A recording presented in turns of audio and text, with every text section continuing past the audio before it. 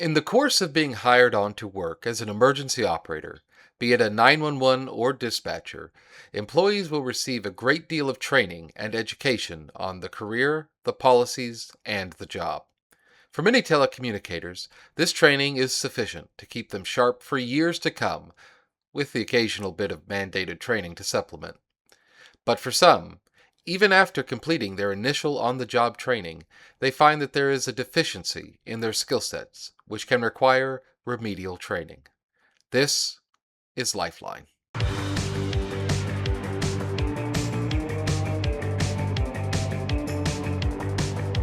Hello, and welcome back to another episode of LifeLine 911 with your host, Erica. Hello. I'm your co host, Gary, and today we are going to be discussing remedial training. It's something that many centers uh, have employees go through on a semi-frequent basis for those employees that might be having issues in terms of their performance. Most employees, when they hear that they're being put on remedial training or a PIP, a performance improvement plan, or whatever you want to call it, they immediately know that they are about to be terminated, right? But is that really what they're for? No, no, No. not at all.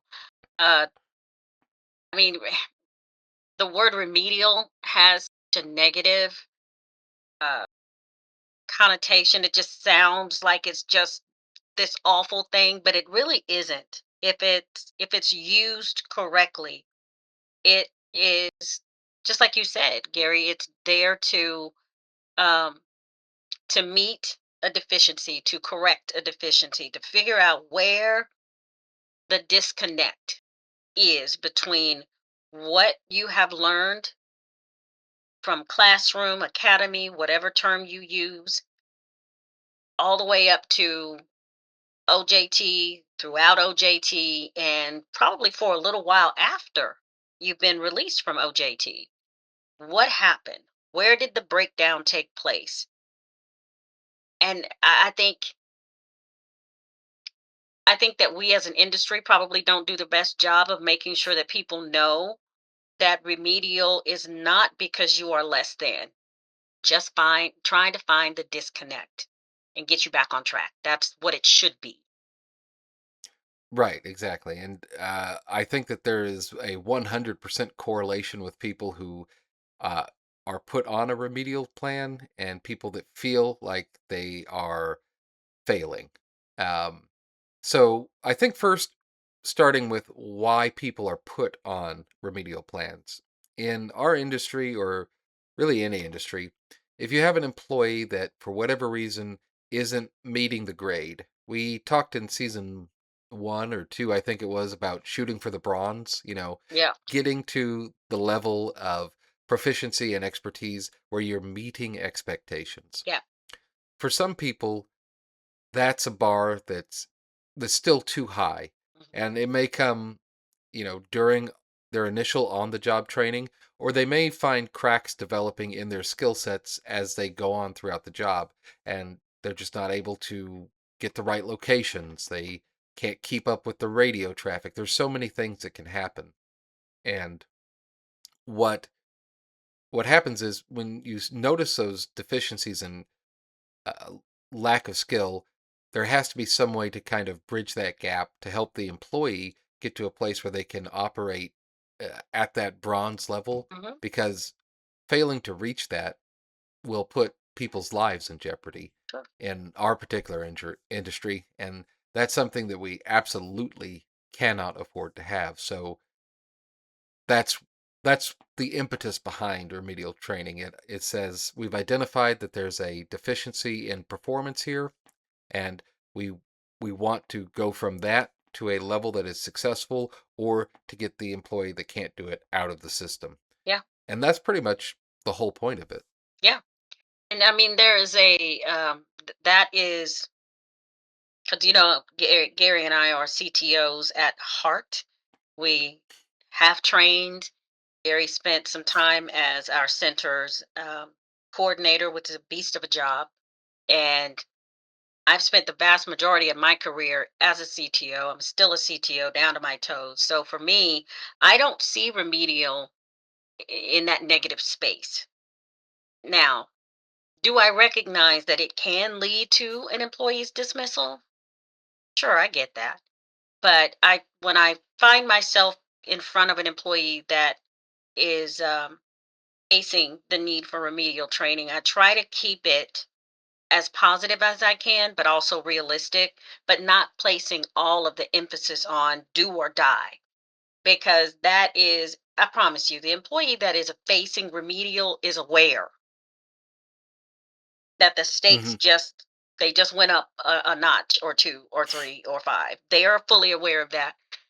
But I think it's important for us to make sure that they are reminded often of the true or what should be the true purpose of the remedial training, which is to get them back on track because they've already been successful once. Hmm. So it's not like the first time was a fluke. Right. And something just either developed in their habits or something that wasn't didn't happen to be gone over during initial training came to light. And I echo your sentiments, Erica, that any department that has already trained you and cut you loose has already just invested so much time and money in you to make you a capable member of the department. They want you to succeed always. No supervisor should ever go into putting an employee on like a PIP with the thought of, okay, this is how I get them out of here. Yeah. Because ultimately, as Erica, you and I we talk about all the time, the only way our industry will continue is if we find replacements for ourselves. Hmm. And those people are few and far between. So if you have someone that's already an employee that's already got a passion for the job, or at least likes the job enough to keep coming to it, Yep.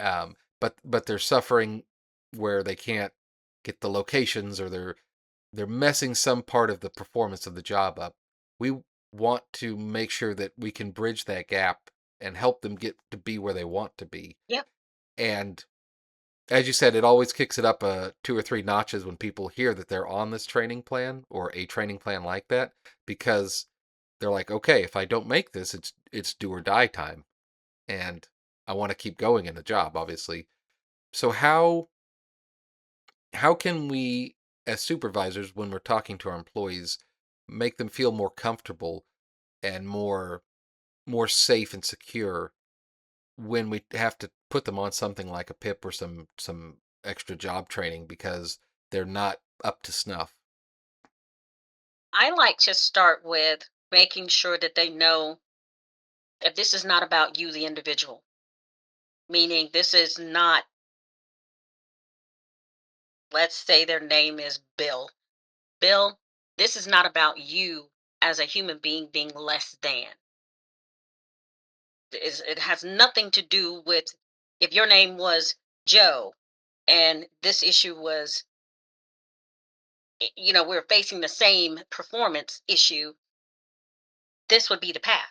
So it's not about you, the person. So I need for you to understand that this is not about um, no one likes you or any of those things. So any of those hopelessness or those feelings of self doubt that you might be feeling, it's not about that. This is about making sure that you are in a safe space to do this incredibly important work. And I try to remind them, hey, you remember all those talks we had in the beginning, all those speeches that you heard from everybody that came to visit when you were in the classroom. What did we all had one not one, but at least one of many reoccurring themes, how important this work is, the public trust, um, saving lives, keeping people safe. Those are the things that I need for you to focus on. So somewhere along the line, we got off track. This is to one, identify where's the disconnect. And I try Hmm. to get their input. Why do you feel like you're here? First of all, does this make any sense to you why we're here?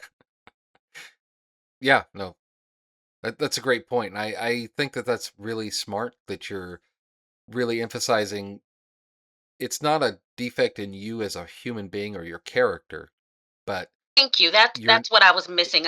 There's somehow I wanted to say that, but I didn't. Thank yeah, but I mean, it's gonna feel like that you. for a lot of for everybody that's on this because you're like, I'm not smart enough, I'm not good enough, I'm not fast enough, whatever, and this is why I'm in trouble. When it's we have to make sure that you can do the job, Yeah. whatever the job is, especially if it's a job where people's lives depend on you. Hmm. You wouldn't want your airline pilot or your nurse or your bus driver to Hmm. not be competent at their job, right? Absolutely. So we have to make sure that people can do the job. And if you've shown that you can't, additional training is not only warranted, it's required because Erica and I, we as supervisors, we can't in good moral conscience, but also legal conscience, let you continue to work if we know that you uh, Hmm. can't do the job. Because if you get somebody killed, whose fault is that? And we knew about it. Yeah. Yeah. I mean, it branches out. I mean, we say it all the time. I mean, that we can go so many places here, but I would like to back up a little bit and maybe speak to my peers in leadership. If we've done our, would you guys agree? If we've done our job as supervisors, the employee doesn't find out that remedial is necessary out of the clear blue. They're just trugging along one day thinking everything is fine. Now all of a sudden they can do no right. And now we have to stick you in remedial training. If that's how it happens, we failed them because we are the learned friend, as one of my teaching peers used to say all the time. We are the learned friend in this profession. We are, as supervisors also, we should be watching, we should be paying attention, and if for whatever reason or however it comes to us, whether it be citizen complaints or we have to do QA for, I don't know, some report, uh and it this name or this employee number or ID keeps popping up and stuff's out of place, things aren't quite where they should be in their calls or in their radio handling, we should be intervening. We should be Hmm. stepping in going, let's chat. Not just about this call because it didn't go the way it was supposed to go, blah, blah, blah. We should be immediately going into diagnosing what is the disconnect and then Hmm. intervening from that point before we end up with something as formal and as altering as remedial training. Yeah, because that is a big step for an employee, and for those out there that do supervising or managing of centers, I will say that there to echo your point, Erica, there is no better, I guess, real life example of an ounce of prevention is worth a pound of cure. As Oh, yeah. when you see when you see something small or a first time mistake, to take the time to go and correct it, because if you don't, not only is that incorrect understanding of policy or procedures or bad behavior going to be reinforced and fester, it's going to get worse, Yeah. and then you're going to have a whole lot more work to do, Hmm. and it'll make the center, your PSAP, your department, whatever, it'll make it run better and more efficient if people know, hey, this is how I need to do the job, and when I don't do it this way, they let me know and they let me know how to do it. Because most people, and I believe in my the cackles of my cold dead heart that work in this profession, really do want to do the best job that they can, Agree. and a lot of times they get stymied because they they're confused about policy and procedure because those change all the time. They're Yeah. confused about how to use new technologies that are thrown out there. But inside they want to succeed. Hmm. So we as leaders can help with that by giving guidance and coaching when we first notice a problem, because it's just a little like, hey, let's get back onto the right track rather than having to grab them and yank them back. Yeah. You know, and as I've said before, as a supervisor, I want to do as little work as possible. And catching these little things early on is how to do it. Well, and you're right. If a good day at work for me as a supervisor who, and same for you, I have other duties that demand my attention. And if I have a well-trained group of people, no matter the discipline, call takers, dispatchers, teletype, leads, if I've got a well-oiled machine, rock solid group of people working, I literally can listen with one ear and turn my attention to my duties and be okay. Hmm. What is Yeah. not okay, right? What is not okay is if I have to every other second look up, turn up all the radios, listening and trying to monitor calls and do these things. I don't have a well trained staff. So Hmm. that's not ideal. But anybody that Yeah. comes into a job like this one, well, hold on. You wanted me to talk to people who potentially been shot at or shot or fell out of a boat into the water or needs CPR. You want me to talk to those people and I don't want to do a good job? I've never met that person. Yeah. Yeah, because as we've said many times, as much as the money and the glory from the job are fantastic, they're not enough to keep someone in it. It's got to be something that they have inside themselves. And usually, like if you see someone stumbling, you help them up. Mhm. And if you can get to that point as a manager or supervisor where you can sit back, you can have your cup of coffee, you can go around and talk to people, and you're not running around every second with your hair on fire, Yep. uh, that's that's a really good feeling Yes. to be in because you know, all right, it's we talked about spinning plates in season one. You know, if you keep that plate spinning just once in a while, just a little tick, then Yep. it's not wobbling and you don't have to really get to it. Yeah. And it's the same with giving little hints and tricks and tips throughout so you don't have to get to the big bad bear of remedial training. Yeah. And if you do, I think so much of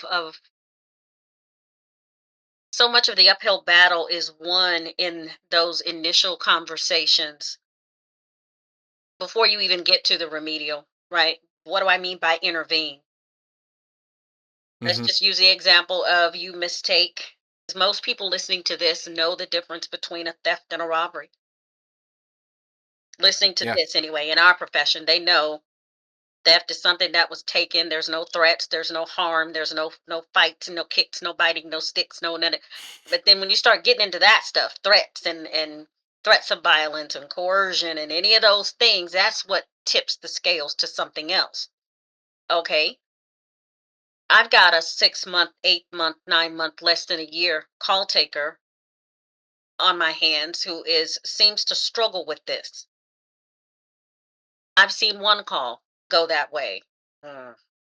That's one of those where I'm going to probably get in there real early instead of just documenting that it went sideways or it didn't go well or thankfully, hopefully, it was a matter of just changing it because the field recognized that it didn't what I said it was not it. It requires a different response. Then I go and I'm like, hey, so how did we get here? I want to know where your head was when you made this choice. That's part of the that's part of the process of diagnosing where the problem is. Where's the disconnect? Well, where a lot of us go wrong in this profession is we go, that should have been XYZ. Why wasn't it? That's a very different question then. So, how's it going? Yeah, I want to Hmm. talk about this call. Hmm. How did we get to the title call how do we get there? I use all of that, right? Because Hmm. I I'm trying to I can't disguise the fact that we have to have this conversation, but I can try not to have it with the sledgehammer. Right. And it's all about what you're trying to accomplish. And if you go down there frequently to people and you're talking to them about calls, they're not going to feel like it is a sledgehammer Mhm. when you come down there because they're like, hey, Erica comes down all the time and says, talks to people about things that they did and ways they can improve.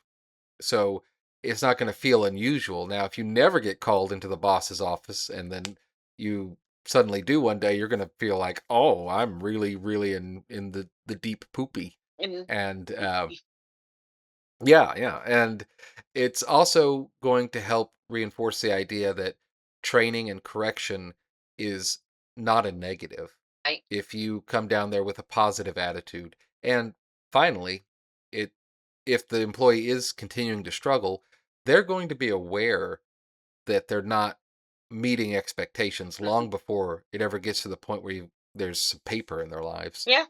And if you have to have those conversations, it's so much about how would you want to receive that conversation? Hmm. And I realize, I know we're talking, kind of bouncing around a little bit, but all of this is important to the bigger discussion of remedial training, because I promise you, the employee knows that something is off when they can watch the Hmm. title code change because someone else had to change it. And to say that there's no conversations being had other than that was wrong, it should have been, with no foundation under it. Even if you have to go back and break it up and start again, then so be it. And of course you document, because that's the nature of our business. But what I find all too often is we end up at a remedial situation and there's been very little diagnosis and or treatment of the problem. We just, it's wrong, it should have been this, I'm writing it down. And by the time we've written down three, four, five, six, however many of those is the tipping point, you go back to the employee and you can tell when it really has not been explained, or there's been no effort to try to fix the disconnect, because they can't even tell you what's wrong.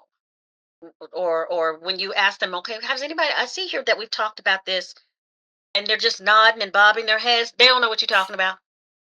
Hmm. They don't know. Nope. It's time for you to start digging. And if you have trainers and CTOs, or anyone in I don't know if you don't have a formal CTO or not, but someone with some longevity, if it can't be a supervisor, to get in there and let's do what is necessary to begin again to lay that foundation. And if so that if remedial is the only way to go, then it's the only way to go. Yeah. Yeah. Because ultimately, as we said at the start, we've got to make sure that everybody can perform at a standardized level to Hmm. try and keep as many people safe as possible Yeah. that we can do. And by getting with the employee and going over and pulling out from them, hey, what are you hearing from this conversation? What are your thought processes on how you arrive at doing X and Y and Z? You can understand if you're getting through to them and or maybe you need to take another tact. Hmm. Uh, and when you do have any sort of training, or especially when you get to a remedial training, you want to make sure, just as you did in OJT on the job training, that you set clear and defined expectations for this is where you're at and this is where you need to be to pass. Yeah. And don't sugarcoat it. Don't make it look too small, and don't demoralize them by making it look too big. Give them the honest assessment and say, Yeah. this is the gap we need to fill. Let's get this filled so you Yeah. can continue on to help people. Yeah. And sometimes, if you've been doing this as long as Gary and I, this is not for everyone, and that it really, really and truly is okay. It's disappointing when it doesn't work out. Hmm. Disappointing for them, disappointing for us, because both sides are invested, right? We've invested time, money, energy, man hours, all the things. And for the employee, this is a sense of accomplishment or not. This is also their livelihood, the ability to pay next month's bills. Not that that should be our um that should not be our responsibility, and it's not, but just recognizing that the stakes are higher Yeah. If it doesn't work out, it doesn't work out. But it shouldn't. We should not arrive at remedial lightly.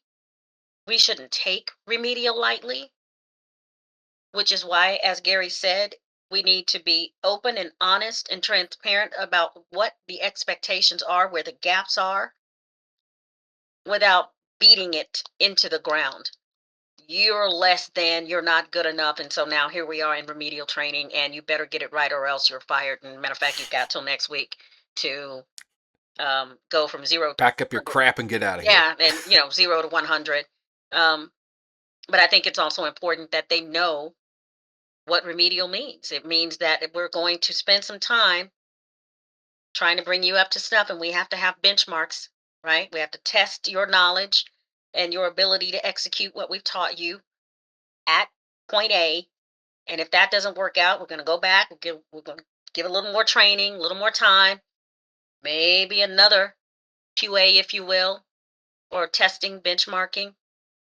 And if at that point we cannot see enough progress to warrant further investment, as much as we would hate it, we are going to have to part ways because we can't do this forever. Yes, ultimately there does have to come an end to it, Hmm. and not everybody can do the job. Doesn't mean you're a bad person, Nope. uh, but some people just can't do it. I think one thing that would help remove the sort of negative stigma that remedial training has, and this is going to be a wild suggestion, is give everybody remedial training every year. So if you think about it, if you're a police officer, a firefighter, um, medics, you go work out, you go PT test, you go take the driver's test, you qualify with your weapons, you train, you do all these things on things that you already should know how to do Yeah. to stay proficient at them. In emergency communications, by and large, and maybe I'm wrong on this, but from my understanding, you pretty much go through like a big training, and then when you first start, and then there's really not any other training you ever get after 35 years of working or however long you're there. I mean, you'll take those wonderful online modules where you Sure. watch the videos Yeah. and you're paying close attention and taking notes to every single page that comes by. You're not just clicking through. I can guarantee that. But taking thinking about training as a part of employees' core competencies and requirements to do the job well and to keep the skill set up. Because even if you're doing really well, you can always sharpen that old axe, Yeah. as I say. Yeah. And that would like if everybody did remedial training, then it's not something that only people that are having trouble are doing. Everybody does it. So what would, because now I'm curious as to what that would look like. What would that look like? I mean, I would say sort of have, modified maybe, on the job training or classroom training where you review the title codes, you review how to use the the processes, the CAD, you review what what all the policies and procedures are that people do for so long they forget about them. And then they kind of, drift from what they actually are Hmm. to just being close enough to not being in trouble. But Yeah. it will, having real intense kind of feedback on what what the new, like, what title codes are, or like how to use, ProQA or CAD, or a new radio system you have installed, or just to keep up on, current skills, and getting feedback on that. It helps keep you sharp, and it keeps you well trained in thinking about what you're doing rather than learning it once and then.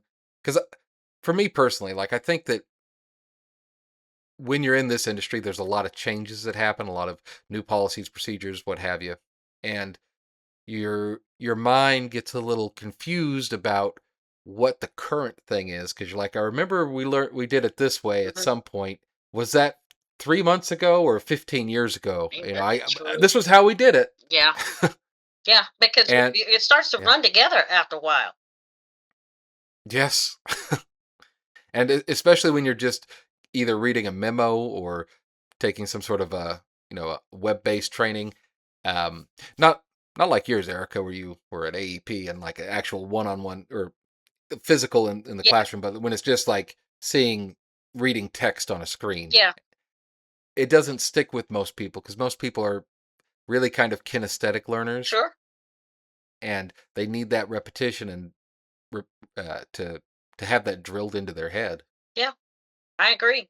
And it's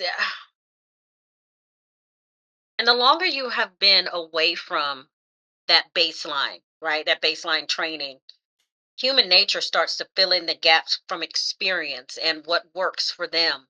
And I don't think it's malicious at all. I think it's just over time. But you're Hmm. 100% right. EMS, fire, all of them, at least in the field, I know that they go out and they practice the stuff that they do. Yeah. But in comms, as a rule, no.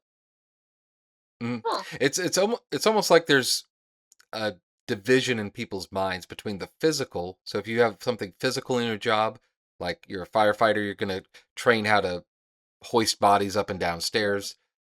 You're a cop, you're going to train how to steady your hand to shoot, or whatever. That's like, okay, that training needs to happen frequently. But if it's something that's more mental or thought based, such as figuring out how to prioritize calls you dispatch or Mhm. how to talk to difficult callers. That's like you learn it, you're good forever.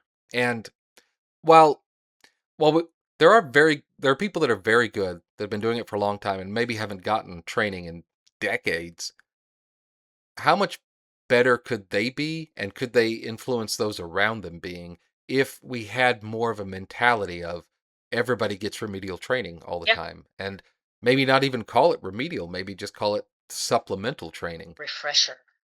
Refresher, look at that. Ooh, that's brisk. Yes, in service, whatever, continuing education, whatever you want to call it. But you're right. As a division of law enforcement communications, most agencies that I am aware of have friends that there's no such animal No. until we are identifying a problem and gearing up to either release someone. And I think that is the, oh, stigma is the right word that I'm looking for, but that tends to be where we're headed when we do this. When we do remedial, even the supervisory mindset can be, okay, we're gearing up to put all our ducks in a row so that if we have to release this person, we've got everything that we need. I would love to see the day when that is secondary to, we recognize we have a problem before it gets so bad that before we get to a point of no return. How about we turn this boat around? Let's see what we can do to fix it. And if remedial produces a stronger employee that gets to be with us for however long they want to, and however long the relationship is good for both sides, yes, Win-win all situation. day, every day. Because Hmm. performance improvement plans where you have to monitor constantly, those are no fun. They are a necessity of where we are if we find ourselves in that place. But good God, who wants to do that? Yeah. And I mean, it changes the perception of being in training from something negative to something positive, Yeah. because this is something we do to stay sharp, to stay ready, to stay frosty. How do we Mhm. do that? And you also almost get double the training because I've always felt when I was training somebody when I was a CTO, I had to know everything about everything and be on the ball Yeah. because It keeps you sharp, you've it does. It does. If you want to find the best people at their jobs, look at the people that are the trainers in their industry. usually. Yeah. Yeah. That's why they don't let me train anymore. So there you go. They don't let me train anymore either. God, if I What does that say? I know if I could get paid to train, oh, it would be so amazing because I love it so much. But yeah, I think ultimately for remedial training, be upfront confront the problems early, be clear about what expectations are, and try and change the mentality of when training happens. It shouldn't just be when there's a new policy and procedure or a new piece of equipment. Training should be endemic to an Mhm. organization, because that's how you put your best foot forward to help the citizens. Agreed. Agreed. Well said. Thank you. And we hope that you all enjoyed joining us.